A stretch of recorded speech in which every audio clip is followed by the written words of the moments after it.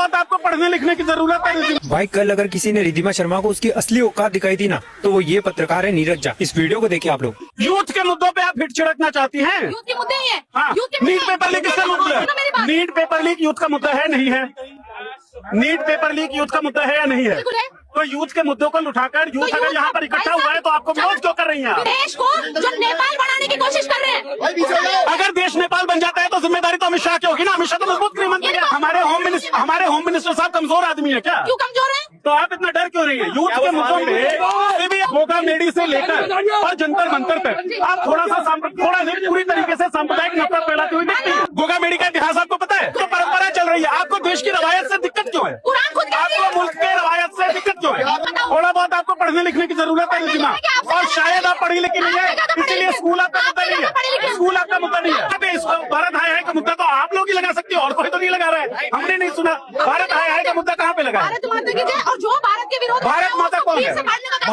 भारत माता कौन है रिद्धिमा? भारत माता इस देश की माता है। बोलो कौन है? देश में अगर लोग नहीं रहेंगे तो भारत माता कौन होगी? भारत माता सड़कें हैं क्या? अच्छा, और अगर लोग नहीं रहेंगे तो भी मिट्टी माता रहेगी क्या? कैसी बात करते हैं आप? भारत माता का मजाक आप बनाते हैं। आपको भारत माता का मतलब पता है? आप हमको शर्मिंदा करती हैं। क्या बात करती हैं? मैं रिपोर्टर ही हूँ। एग्जैक्टली। हाँ, तो नहीं पिच डाउन तब होगा जब बात ठीक होगी। 22 लाख बच्चे नीट की परीक्षा में बैठते हैं, पेपर लीक हो जाता है। 5 बच्चे सुसाइड करते हैं जो सिस्टमिक मर्डर है। 5 बच्चे हिंदू समाज से आते हैं जिसकी लड़ाई आप लड़ रही है रिद्धिमा। आपको इस सिस्टम से, इस सरकार से, जो सरकार चलाती है सिस्टम को, क्यों नहीं सवाल?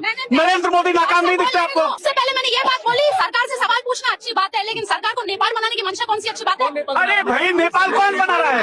आप अभिजीत दीपके का अनाउंसमेंट सुन लीजिए। पीसफुल प्रोटेस्ट की बात कर रहे हैं वो। पब्लिक का ही तो मुद्दा है। 22 लाख बच्चे पब्लिक नहीं है क्या? रिद्धिमा, हम है तो देश है तो हम है। देश हमसे अलग नहीं है, हम देश से अलग नहीं है। देश के विरोध में आप कैसे हो गए? देश के विरोध में तो आप हैं। 22 लाख बच्चों का भविष्य। उमर खालिद के खिलाफ अब तक ट्रायल शुरू हुआ है। कैसी बात करती हैं आप? बेसिक जानकारी। पीसफुल प्रोटेस्ट की बात अभिजीत दीपके ने कही, तो वहाँ पे तो कहीं वायलेंस की बात नहीं है। वायलेंस की बात तो आप कर रही हैं।